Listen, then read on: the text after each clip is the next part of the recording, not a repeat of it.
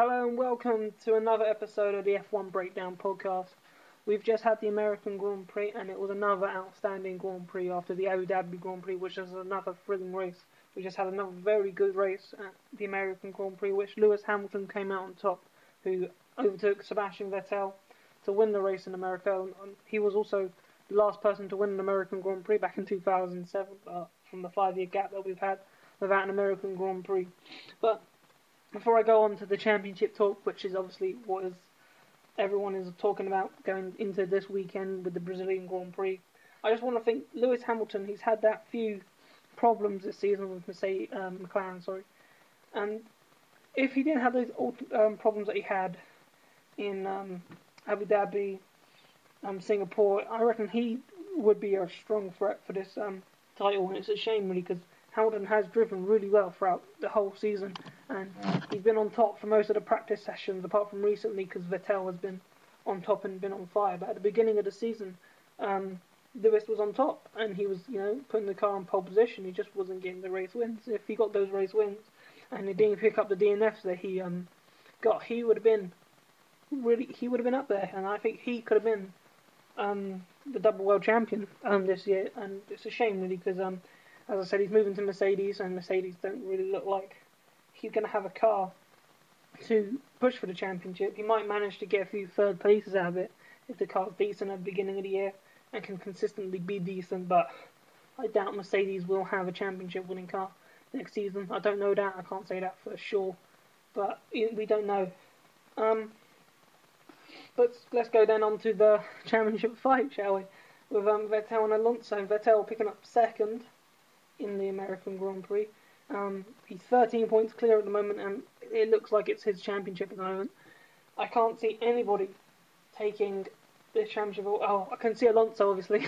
Like he is the man that is fighting him for the championship, but Alonso struggled big time in the American Grand Prix. And obviously now it's the controversial thing that what Ferrari did. They tampered with Felipe Massa's gearbox, if you didn't know, and therefore Felipe Massa had a 5-place grid penalty, which promoted Fernando Alonso to 7th place on the grid, because initially Alonso qualified 9th, but Grosjean had a penalty which moved him up to 8th, and which was on the dirty side of the grid, which was off the racing line. And because of the new asphalt track surface that was laid down on the American Grand Prix, there was hardly any grip there, and the engineers worked out that starting on the dirty side of the grid meant you were going to lose a place at the beginning of the race. So Ferrari tampered with Felipe Massa's gearbox, put Alonso on the clean side of the grid for the race, and Alonso, at the start flew, didn't he? He was up into 4th place,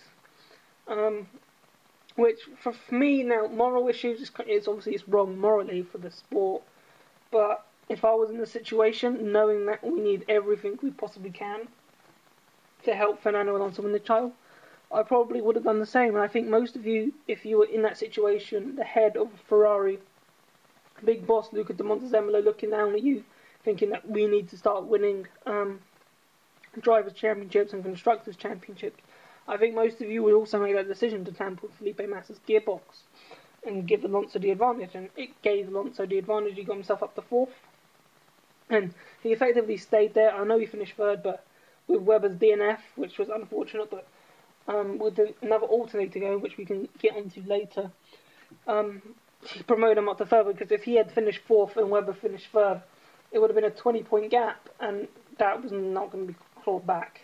You're going to need a miracle from Ferrari to claw back a 20-point gap, and they really, truly, Ferrari need a miracle at the Brazilian Grand Prix to pick up any sort of world championship, or maybe even a decent result. Because they were really off the pace. 3rd and 4th, it sounds like a decent result, but they were over 30 seconds behind the race leaders, which was not looking good going into the last race of the season. So, is it going to be Vettel's championship? I think so. He's my prediction to win the world championship. I can't see, unless a bizarre race was to happen in Brazil, that Sebastian Vettel won't be walking away with the championship. It can happen at Brazil. And it won't surprise me this season that a surprise will happen, because we've had so many surprises throughout the whole year, and especially at the beginning of the season, that another one is probably not far away, because the last couple of races, we haven't really had a surprise. We haven't really had that drama that we had at the beginning of the season where it was so unpredictable. Cars were up and down. Red Bull were right 5th and 6th at one stage. And now they're like dominating. But, back then they were struggling. So therefore the championship was more evenly spread out. And it was really close between everybody. But now it seems like, as I said in my previous podcast, and as probably most of you know, that the Red Bull is the quickest car. I think the McLaren is also really quick, but then there's just 2 cars in front of the Ferraris. And maybe the Lotuses, they'll be fighting out with the Lotuses for the quick car. So Alonso's going to have to, hammer it in Brazil in order to get this title. So I think it's going to be Vettel's championship, but I don't know. As the famous Murray Walker would say, anything can happen in Formula One, and it usually does. And I'm going to keep hold to that saying because I would love a dramatic climax like the 2008 World Championship with Felipe Massa and Lewis Hamilton. Now that was, I think it's exactly the same principle as, it wasn't the same points difference because there was a different point structure back then. But it was the exact same thing. Lewis Hamilton had to finish 5th to win the championship, and Massa had to win, and Massa won that race. And on the last corner of the last lap, Lewis Hamilton overtook Timo Glock to get that 5th place, which was kind of like, dreamland really for Lewis Hamilton. And what a way to win the World Championship, to overtake, to get the position you needed on the last corner. But as that can happen again this season. I don't know if it's likely, but the weather played a huge factor on that day in 2008. Can play a huge factor again in on Sunday's race, because we have predicted showers for Sunday, and I reckon the Ferrari will be much quicker in the wet. I don't know how by much, because they were quick in the wet. If you go back to the Silverstone qualifying session, Alonso put it on pole. That was probably the last wet qualifying session I can remember. But Alonso put it on pole, so the Ferrari is quick in the wet. The Red Bulls were okay. They were still right at the top though, but as I said, for Alonso it's going to be a tough challenge to get the title. So, looking forward to the race in Brazil. As I said, the championship is up for grabs in Brazil. The weather will play a huge part. I know at this stage I've normally said it could be wet. I remember saying for the Spa weekend it could be wet at this time, but the weather forecast change all the time. It'll be different probably by tomorrow. Tomorrow I'll probably say it's dry, which is no good for Ferrari. But as I said, anything can happen in this championship. I'm really looking forward to it.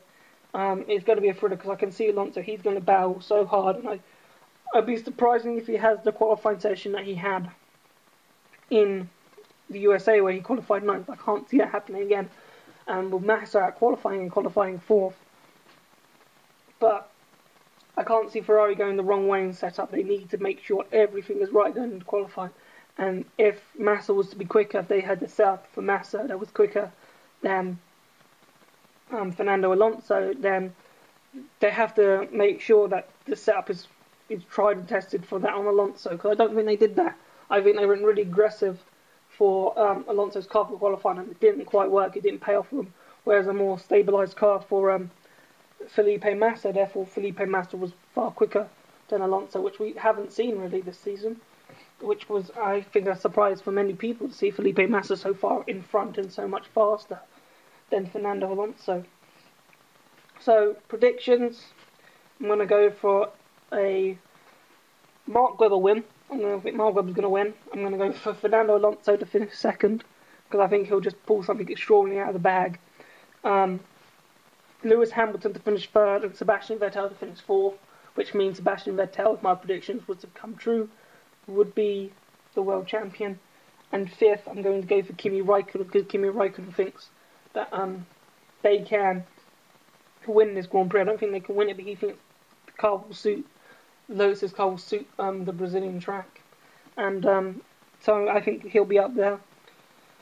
So that's it really for this podcast. We're looking forward to a really good end to the season, I hope, a really enthusiastic, a really dramatic end to the year. I'm looking forward to it. I hope you guys are looking forward to it. And that's it really for this podcast. So we'll talk next after the outcome of the Brazilian Grand Prix, and we'll see who'll be world champion. See you later.